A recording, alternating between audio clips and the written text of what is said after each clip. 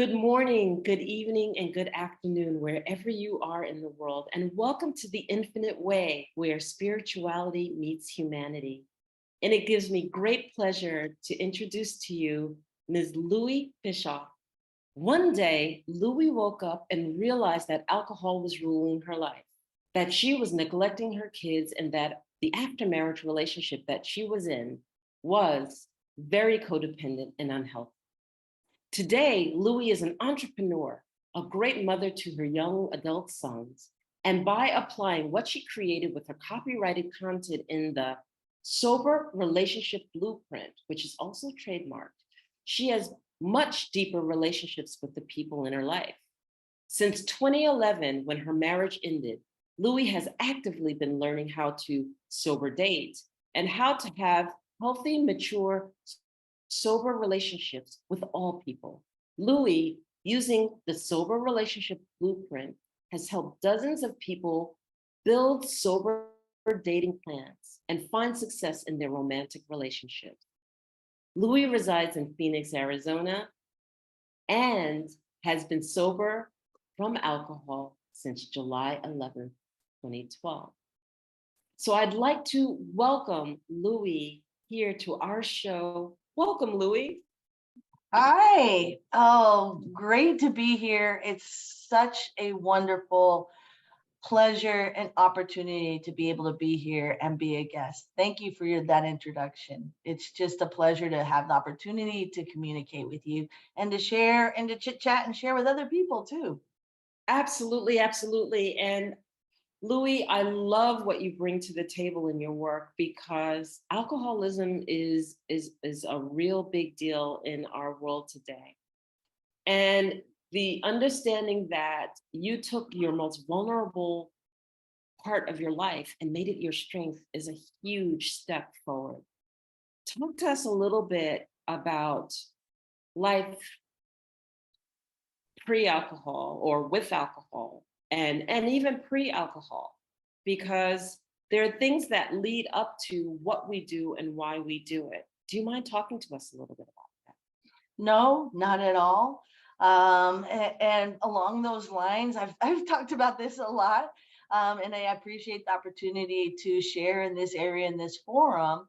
As you mentioned in the beginning, in my intro, in I got sober, or my sobriety date is July 11th, 2012. And in the United States, it's an easy date to remember because it's 7-Eleven. And in the United States, there's convenience stores that are 7-Eleven. And that's oftentimes would be one of the places where I would stop, along with lots of other places, to buy Mm, alcohol. So I do, for me, what's worked, and it's just only for me, is that I do go to 12-step programs. I do go to Alcoholics Anonymous meetings. I do work with other people in recovery, and that's just what's worked for me. And the reason why I'm saying that is that because it's 7-Eleven in my home group for my 12-step meeting and for AA, they always remember, because I'm going into a room full of other alcoholics who have purchased their alcohol at convenience stores. They're like, oh, it's Louie's anniversary coming up at 7-Eleven. And sometimes they even like bring me a Slurpee and stuff like that, a little icy drink. So it's just kind of funny. So I appreciate the opportunity and the experience, of the opportunity to be able to share my experience of, like you said, like what did my life look like before, and what was my journey, and kind of what does it look like now. And for me, and again, this is just my story. I don't have the huge consequences. I don't have any outside consequences, so to speak, of my addiction, of my active addiction and active alcoholism and active behavior, of doing things that now, as a sober female, and that I don't engage in. But I didn't lose jobs. I didn't have relationships break up. I wasn't in jail. I didn't have DUIs. That's not a judgment statement at all. That's just simply my experience. That's all that is. And for me, when I was just drinking regularly, I was just a regular social drinker. For me, I had more actions that were uh, taking up more space in my life, and in simple terms, codependent actions, people pleasing. um I was the one in my marriage that supported us. My husband stayed home and took care of the kids, so I was just busy all the time doing the normal busy things in life. And drinking regularly, meaning socially, because I was working. I had a job that I traveled a lot and would be going to trade shows and different things like that. So going out with clients, dinner, and I never got drunk in front of clients, or I mean, none of those kinds of things. However, that doesn't mean one way or the other. It's just that, like, for me, all of the codependency, all of that activity, now I know the words, all of that direction of entitlement. I've learned again for myself, Anolia, that the life that I lived, and I know these words now, I was really in my masculine energy because I was the one who was supporting us. I was the one who was living the male role model. I was the one that was traveling. I was the one that was going out to trade shows. And it's not here or there, it's just the information. My husband was the one who stayed home. My husband kept the house clean. My husband took care of the kids. My husband was a great cook. He was always in his feminine energy, and just the difference of stereotypical gender roles. That's all that it was. And as I said, now I know those words of entitlement, and not, I say that I didn't have any consequences. That's not untrue. However, that's not exactly all true. And what I mean by that is that the consequences I had were because I didn't know how. I do now, but I didn't know how to build emotional intimacy in my marriage. I didn't know how to be able to be fully in my marriage and be a committed partner in building that direction together. Neither one of us knew how. It's not his fault, my fault. It's just where we were and who we were at that point in our life. I'm going to pause you there too, in the respect that, you talked about going to trade shows and being in your masculine and et cetera, et cetera, et cetera. But I want to talk about that because I worked corporate for 20 years.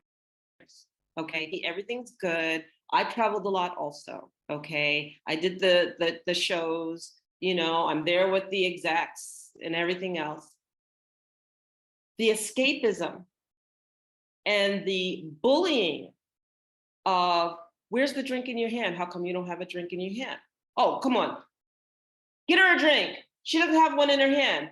Now let's talk, constantly, constantly for me, to the point where my escapism from the bullying was that I would put water, ice, and lemon in my drink and go, oh, I have a drink already, because it looked like alcohol. And that's how I would escape it. But the bullying was off the charts. It was like you couldn't engage in the conversation. You couldn't sit down and have someone and be that person that just like, no, I don't choose the drink, And so I look at that in my own career. And by the way, I had an alcoholic father, right? A very functioning alcoholic father, right? Only once in the blue moon did he come home and it was completely dysfunctional. Otherwise, it was functional. And, so my mom actually prepped me to say, okay, you're going to be out in the corporate world. You're going to be doing this, that, and the other. Here are a couple of little tricks of the trade. Put some water in your glass, put a little lemon in there, or put a lime in there. Nobody's going to know the difference. Just like, oh, yeah, I'm happy, I'm great, and blah, blah, blah, blah, blah. But what I also realized is that I was around so many people that were unhappy because they were putting in 80 hours a week. They didn't know how to rest. and come to peace with themselves. And I was in the midst of all of that too. And I didn't know how to rest and I didn't know how to come to peace with myself. But for me, it wasn't, like I'll let my hair down and drink, but the pressure was on. The pressure is harsh. And so, is any of this relatable at all for your situation? Uh, yeah, yes. The short answer is yes. The longer answer is not exactly. Now, let Okay. me go ahead and address the yes, because really what you're communicating about, and that's what I hear is, right, it culturally as adults, and I'll just speak as adults, culturally as adults, that alcohol is a really big part of work, of being an adult, of XYZ fill in the blank thing. And yes, I do agree with you. And that's been my experience also, is that there are a lot of people who are unhappy in life. Um, so that's the yes part. The no part is that all of the time that I was working, all of that time and communicating it, and when I was supporting my family, that's not when I was still drinking, but I wasn't drinking alcoholically. I was drinking as part of the culture, part of, like you're talking about, part of the role. Now, since I've stopped drinking, and where my life is that I've intentionally over these last since 2012, I've intentionally over and over and over again made changes in my life, not because of peer pressure or the culture, but because for me, I needed to learn how to be emotionally intimate with people. I needed to learn how to slow down.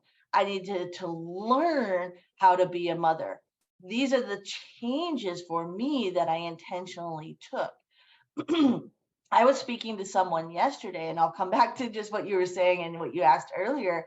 I was speaking to someone yesterday, and I was saying that, and thank you for sharing, Anolia, about your mother and your father and the household that you grew up in. I did not grow up in alcoholic or drug addict family. I did grow up in a domestic violence household that my mom got beat up. I was the oldest. I got beat up. My brothers got beat. I have two younger brothers. We all got beat up all the time. It's just information. I've done a lot of work. I worked through a lot of trauma, worked with therapists. I mean, a lot of No, things like understood. and the aspect around that is for us, and for me, I should say, for me, is that there was not continuity of behavior. I did not, no one knew. I did not know that when the XYZ trigger would happen to get hit. Oh, you're wearing a white t-shirt. I don't like white t-shirts. Okay, I'm not going to wear a white t-shirt. Tomorrow I'll wear a blue t-shirt. Why are you wearing a blue t-shirt? So there was no pattern, right? And as a kid, there's no safety, there's no comfort, there's no predictability, there's no aspects about around boundaries. And for us, and I say for myself, I should say, we were punished for having any emotions. And I don't mean it's just like, why are you crying? I'll give you something to cry about, a sad feeling, but also that feeling of pride or happiness. Like, oh, I got a gold star. I came home with a gold star from spelling test in first grade. Well, who do you think you are? You think you're somebody special? You have a gold star? No, you're not. So the reason why I'm saying that is that having any emotions, positive or negative, were punished, and I didn't know how to have emotions or feelings. Mm, So that in my marriage or in those situations where I was working, I wasn't present to feel. I didn't know how. mhm. And so even going back to what you're saying, can I relate? Yeah, 100%. Because in the family also where I grew up, my parents were self-employed. And so the value in my family was work was number one, work was number two, work was number three, work, right? All the way down to number 99. And then, oh, by the way, maybe number 100 was family. Well, Right. I know as a child what that felt like, that family was not a value. And for Mhm. me, I wanted to change that direction, change that narrative, drop that generational aspect narrative of that works number one. So as I got sober, as I stayed in my sobriety, as I learned about myself, I made the changes in my life so that I would work from home, so that I would be self-employed, so that I would be present in my sons' lives, so that by the time that where they are now in 2023, they're 18 and 21 years old. The relationship I have with my two sons, Nolia, is that I'm really close with them. They're Mhm. really proud of me. I'm really proud of them. They're great kids. And I mean, yeah, of course, that's what moms say, right? But my sons, they'll call me for relationship advice. Right. When we see each other, they're like, I'm so glad to spend time with you. They pick up my calls when I call. They send me text messages. It's not about yay me. That's not it. It's that for me, I've learned to do differently, but I didn't know how before. So when my marriage was coming to an end, I could see it that like it's over here down the train tracks a little bit, so to speak. That's when I didn't know how to deal with the pain because I didn't know how to Right. feel. I didn't know how to do it differently. That's when I started being an active addict, right? And addicted to alcohol. It doesn't matter what the addiction is. It's drugs, it's alcohol, it's gambling, it's sex. Like you were saying, it's an escape It's an because escape. I didn't know how to process feelings.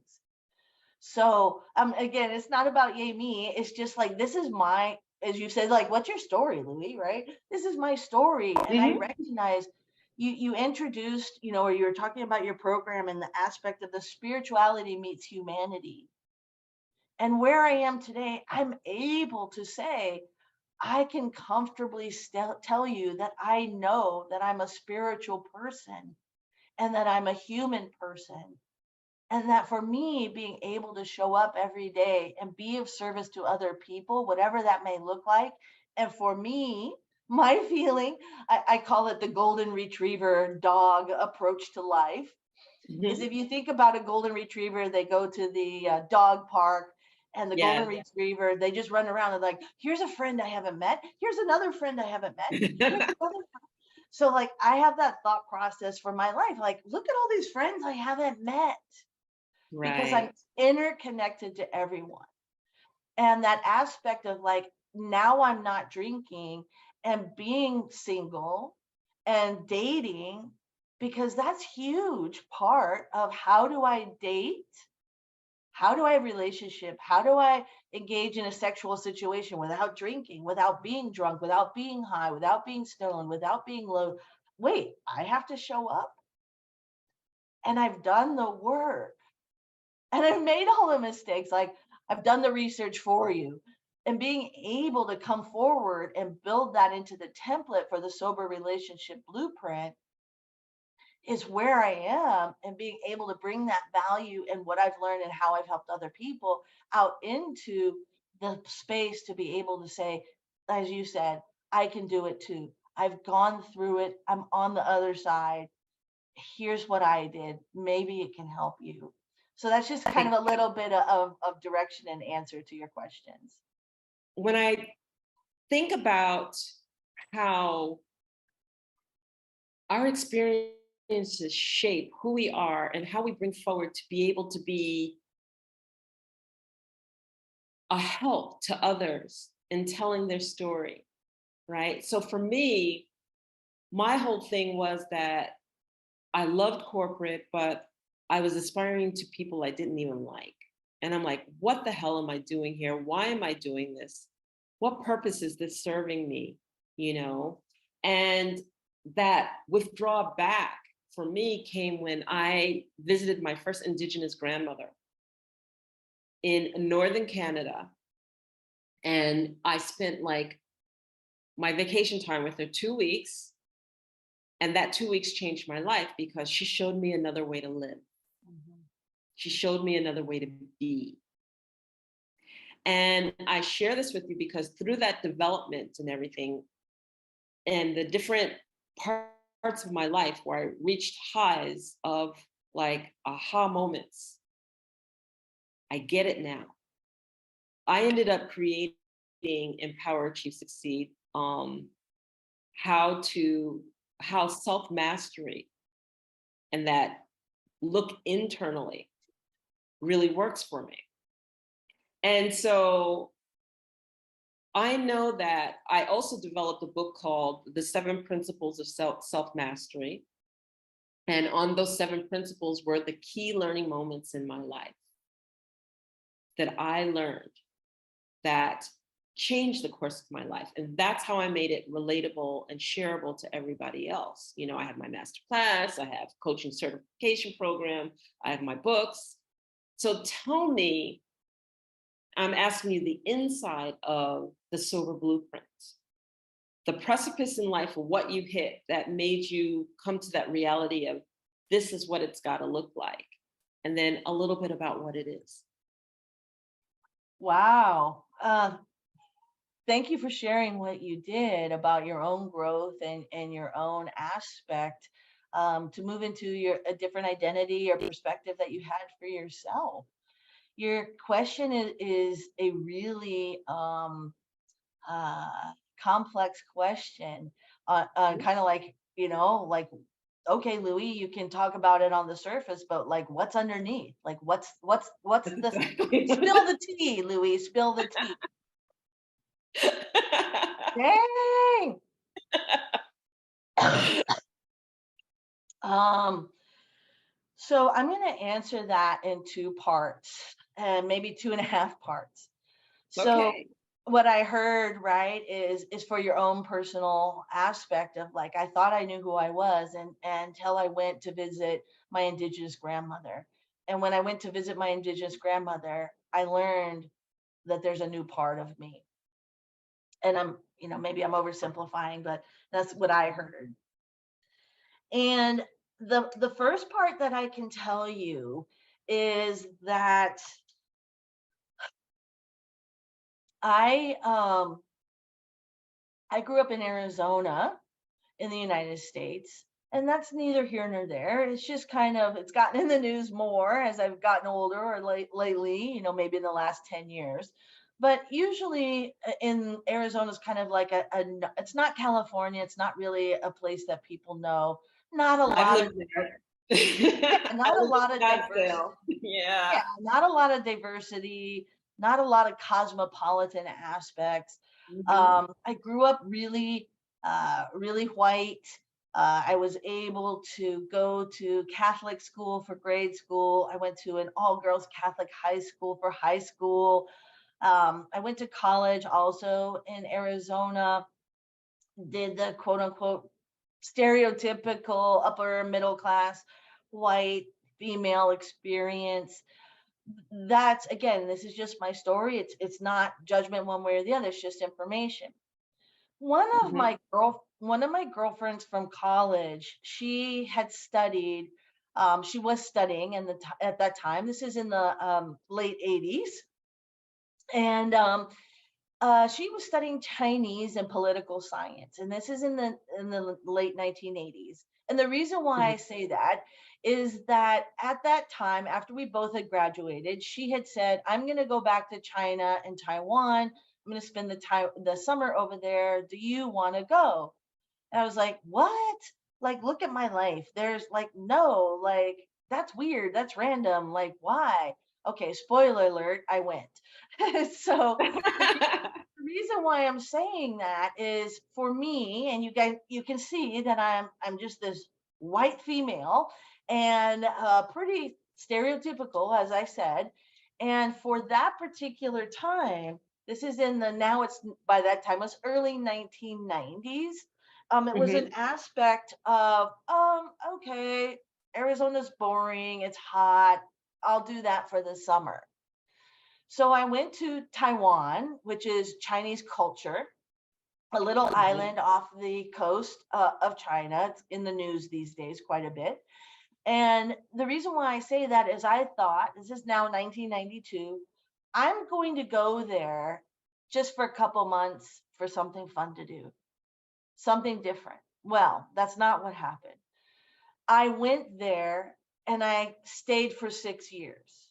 So I Mhm. went there and I learned the language. I learned Mandarin Chinese. I went there and I met my husband, who's now my ex-husband. I met my husband there. I didn't think that's what it was, right? I was just dating somebody who was a local person. Like, this is a good idea. Look, I get to see different things from the local perspective, not just this, a direction of a very small piece of the culture by being a foreigner who's white in a culture where it's Asian culture. And I started dating my husband. I met him there. So now at the age of 24, 25 years old, I'm in a country where people do not look like me. No one looks like me. I'm in a culture where I'm the minority. I'm in a culture where people don't speak the language I speak. I'm in a culture where that's not the religion that I have. I'm in a culture and I'm in a relationship, in a biracial relationship. I'm in a place that I've never been before, of course. And I thought, maybe similarly to you, Enolia, is I believed with a capital T truth, I knew who I was. And now I Mhm. went to another place where all of the constructs of the world that I had grown up in a Western culture in the United States, none of it applied. None. Now I'm in an Eastern culture. Now I'm in a place where the values of the culture are different than the values of the culture that I grew up in. Now I'm dating someone who's a different color than I am, a different country, different religion, different, all those kinds of things. And I began to change. Oh, well, why would you stay for 6 years? Okay, that makes, because I could see it as you were talking about self mastery. I was changing. I was changing. I was changing. I was changing. I began to learn without all of those constructs that were put on me as just a person in the United States. Regardless of culture, it happens everywhere in the world because we are all born into a family. We're all born into a culture. We're all born into a society, whatever that may look like. And for me, I put myself into another place, as I call it, I put myself into the petri dish, my own scientific experiments of personal growth. So that's part one of to answer your question, is like, what are some of the aha changes? So the aha changes is I lived outside of my country. I didn't live in London. I didn't live in Western Europe. I lived in a country in Asia, and I traveled around Asia, and I worked in Asia, and I married someone who was different from me, and I lived in that family, and we lived in multi-generational, and we lived in a house, in a building that was 13 people living there, because they're all different family. It's the grandparents, it's the adult children, it's the little kids, right? And I saw what that looked like. And in the United States, in the pull yourself up by your bootstraps culture, like, that's not encouraged. No. Now I come back, and I mean, I come back to the United States now. It's the late 1990s, but to myself, even right now, I was saying that my children are 18 and 21. If I have the gift of my sons being able to live with me, or I'm able to live with them in the future, what a gift for me. That's my perspective. Not like, oh, I should do this by myself. They should do that. Because back, even what you were saying, Enolia, is that aspect of spirituality and humanity, is that's my feeling. We're all connected. I can't do it alone. Whatever it is, fill in the Right. blank. And so when I was saying, like, whom I was talking to yesterday, is the family I grew up in was like, work is number one. Well, I made those changes to, like, how do I become family as a value? Well, I've made the changes so that those children that I have, those young adult men, they know, if I ask them, or if they're walking down the street and you said, hey, what are the values that you grew up with? And they'll be like, oh, family is a high important value. I matter. I have worth. Because that wasn't me. That Right. wasn't me until recently. So that was the first thing, is living outside my culture, learning more about myself, and also the half part is, being in that marriage with my husband for almost 20 years and working through most biracial, statistically, biracial relationships don't last through 6 years. And so for us, we dated 3 years before we were married. We were together 10 years before we had children. I didn't have my children until I was 35 and 38. And so even though our marriage still ended in divorce, being together in a biracial, binational, by fill in the blank, bicultural, all these different, being in that continuously, um, had allowed me to have a different perspective, not only being in a biracial relationship and being able to be in a relationship with an immigrant, to understanding what is that like, right? From the American perspective, and what is his experience as an Asian person in the United States, because that's not my experience as a white female, right? Being able to learn Right. far more empathy and sympathy. So that's the part, the 1.5. And then just the second part that I was going to say, another aha and another change that allowed me to set up sober relationship blueprint is that I for me, and I can only speak for myself, I had no sense of worth. I had no sense of self. Like if you met me before I got sober, you wouldn't know these things on the outside, Anolia. Yes, I do know. Yeah, Yes. but on the inside, I had no worth. I had no feeling of self-confidence. Oh, what's your favorite color, Louie? I don't know. What's your favorite color? Oh, my favorite color is blue. Oh, well, my favorite color is blue too. I didn't know how to have a voice. I didn't know how to, and I still feel those things. Like, hey, what do you want for dinner? Oh, I don't know what I want for dinner. What should I say? Like, oh, I know that you like tacos, so I like tacos. But even though I don't really, whatever it is, I still can feel that pull on the inside from the Mhm. decades of behavior of that. And like you were saying, changing the unlearning and relearning. So with sober relationship blueprint, the other aha around that was that as I moved forward in my life and continued to date and put myself into the petri dish of my own social scientific experiments, people around me in recovery, they started to see that change also. And then they started to say, "Can you help me?" And then I started to apply, which I didn't know. I just started to apply the things that I was doing and started mentoring and started coaching and started developing that and what that looks like. So with the sober relationship blueprint, and I'll just finish with this and thank you for No, no, listening, no, you're fine. You're fine. is that I built the template, the construct of the sober relationship blueprint because I have a marketing background. I knew that you kind of need these kinds of things.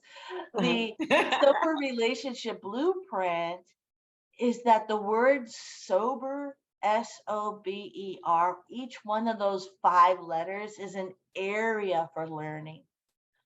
So Right. that the S is what's most important and I've learned. And that's where I come forward. The S is for self esteem and being able to start to learn who you are. What is your worth? Who are you? I don't know. What is your character? Well, how do you what's the difference between self-confidence and self-esteem? Like, I don't know, right? But that's where I start is on the S, on self-esteem. And then the O is for openness and being more open to new things. Like, I always date this kind of person. That's my type. Well, what if that's not your type? What if that's just your comfort zone from family of origin? A lot of times, and I'll just say this as kind of a side note, it was true for me. It was true for me. But a lot of times I hear this also with the people that I work with. Oh, it's just kind of boring. Oh, it's not that exciting. Oh, it's not that in like I get that because I am an addict and I love that distraction of being present. I love the disappearing into that feeling of highness. Like, oh my God, I love being high. The adrenaline rush, right? The dopamine hit. I get that. And so then now, and I tell people like, That's the openness. It's okay that you're not getting high. You're not getting that dopamine rush. You're not feeling that spark.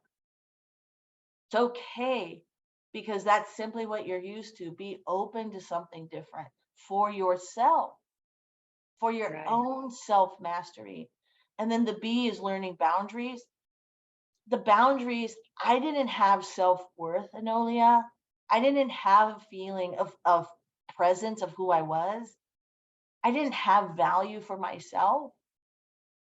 I didn't matter. So if someone was paying attention to me in a sexual manner because I didn't have the boundaries, because I come home with that gold star on my paper in first grade. Well, who do you think you are? You think you're someone special? No, I guess I don't.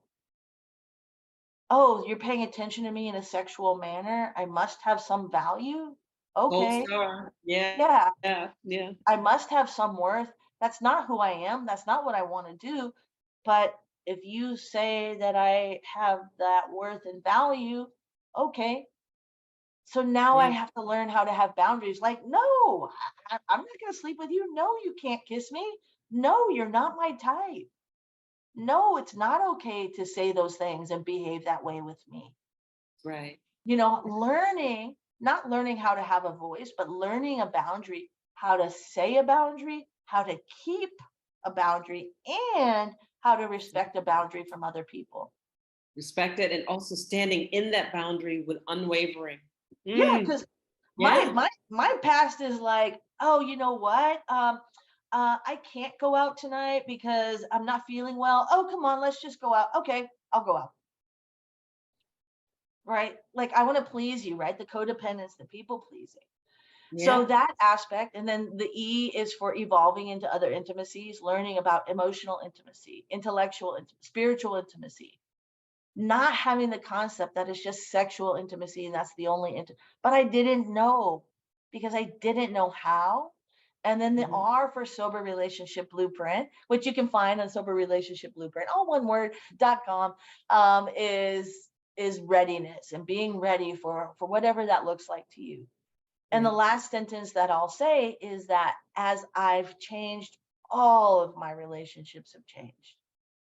Not just my romantic relationships, but I have deeper, more authentic relationships with my friends, with my family, with the people I interact with through work, with romantic relations. I have all deeper, more authentic relationships because I'm a deeper, more authentic person because I know myself. That self mastery, as you were saying. So the question that you asked is like, hey, how did you get to this point about sober relationship? Right? Is that whole growth of being outside of my culture was huge. Being in a relationship for almost 2 decades with someone from another country, another color, all those kinds of things. There's a lot of growth in there to learn a lot of sympathy and empathy. And that aspect of moving through and working with other people and recognizing that I can put this together in a template.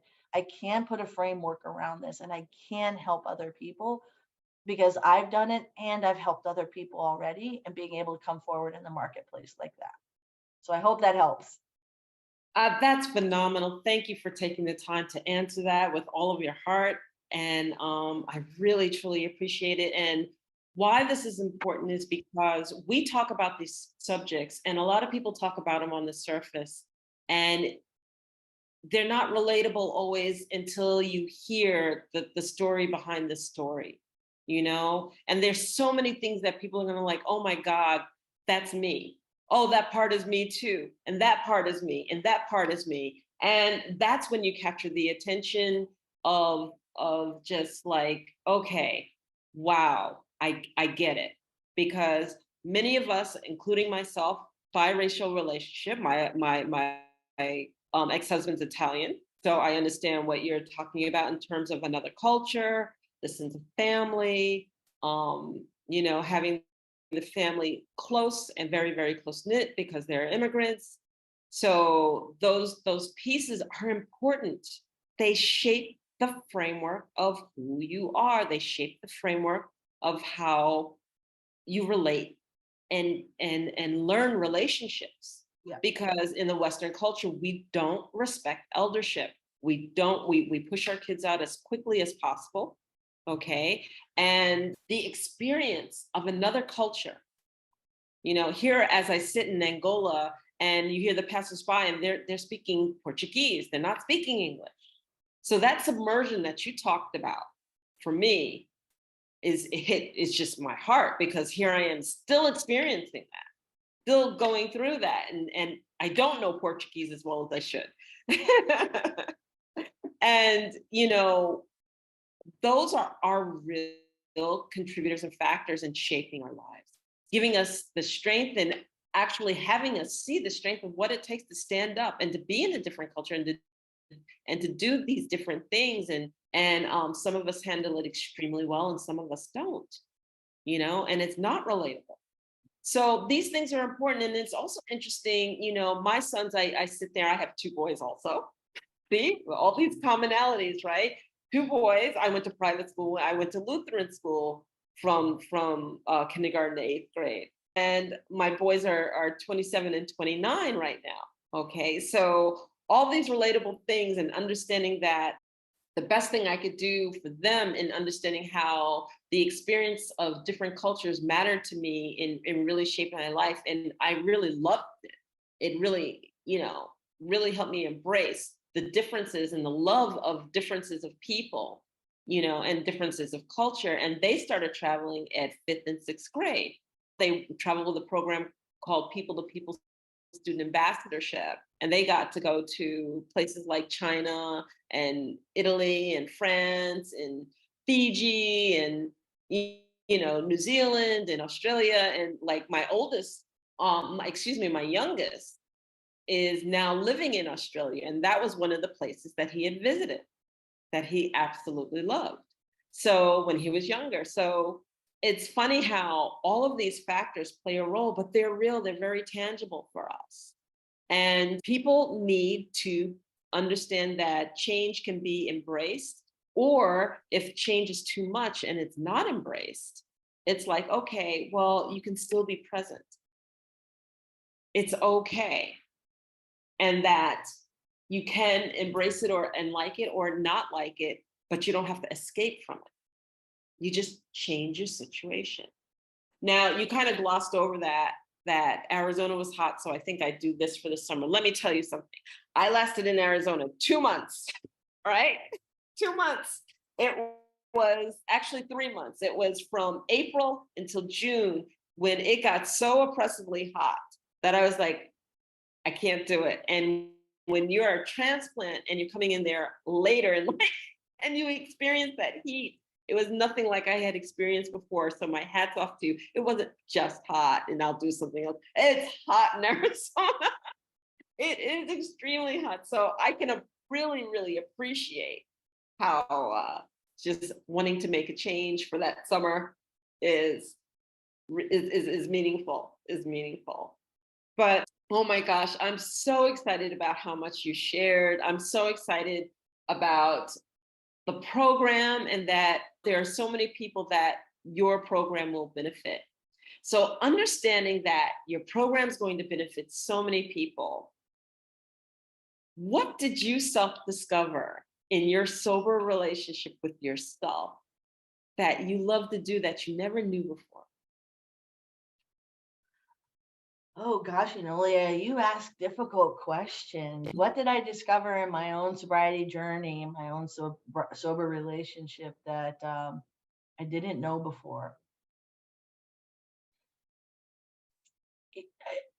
It, it may sound cliche, and I'm not trying to sound cliche, but the truth is what did I discover? Is that I could discover truly how to have authentic relationships with all people. Mm. And the reason why I say that is that just again for myself, I've been in 12-step recovery.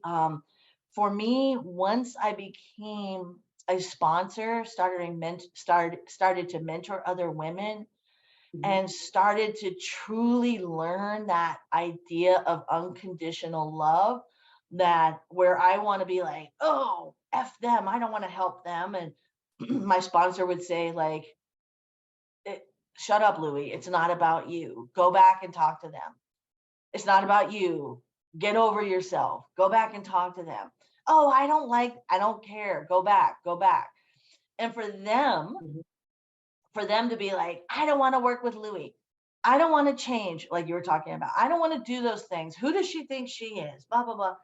However, I continued to show up and they've continued to show up.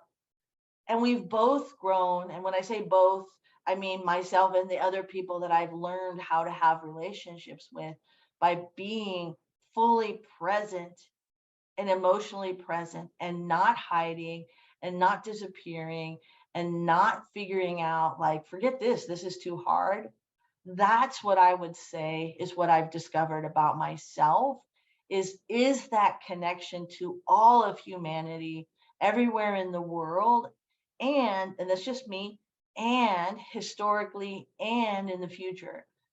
Because for me, what I've discovered is that I'm not unique in my feelings.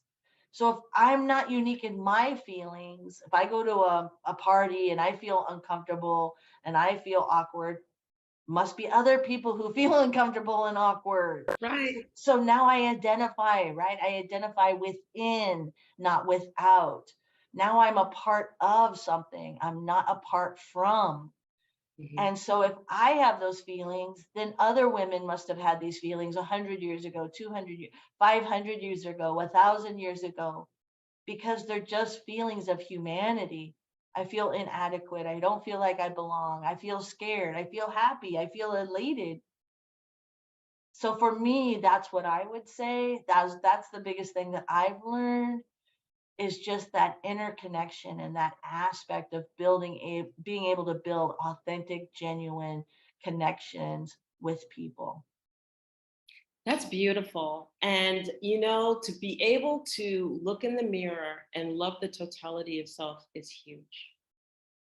It really is.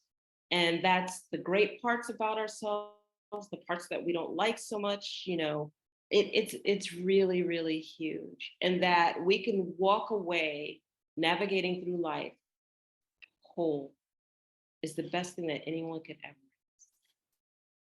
Yeah, thank you for that. And I'll say this one sentence is I love the life I have, and only I love the person that I am. I'm 100% person. I'm 100% everything of who I am. Already 100%. So when I talk about relationships or romantic relationships, for me, and the way that I move forward with the people that I work with, is that until you are 100%, you cannot bring someone else into your life. And I mean, people do all the time. I did all the time. But I can't bring someone into my life and have a healthy, mature, sober, loving relationship that I want and have now I'm 100%, but now I'm in a relationship. Now I'm at 110%. Mm, So if I'm moving into life of like, I'm 50% and I'm looking for the other person to complete me and to fulfill me, I'm not there. I'm not enough yet. right, So the right. relationship I'm in right now, it's a new relationship. We've been dating a few months, but the person I'm dating, my life is 100%. And now in that relationship, I'm at 110%. Beautiful, beautiful. I want to leave it on a positive note like that. Louie, thank you, thank you, thank you so much. How can people get in contact with you? Say that .com again. Yeah, I know. But it's all one word, sober relationship blueprint.com. I've got free download, 5 tips for having a healthy, sober love relationship. It's a free PDF. It's really great. Soberrelationshipblueprint.com. And I also have on Amazon a workbook of 14 days of self love. You can Google it, look up Louie Bishhoff, be able to buy it on Amazon. It's just a really great start to being able, as you were saying, that self love, that self mastery direction, and becoming a full person of whom I am, of who I am. Thank you so much. Thank you for your wise words and thank you for sharing so much of a part of your heart. This has been Louie Bischoff, and we are so grateful to have had you here. Thank you, Louie. Yeah, my pleasure. Thank you for having me and asking me. It's wonderful to be able to be part of this and to share my story with other people as well. So you've heard it here on The Infinite Way. Thank you, everyone, and we'll see you next time.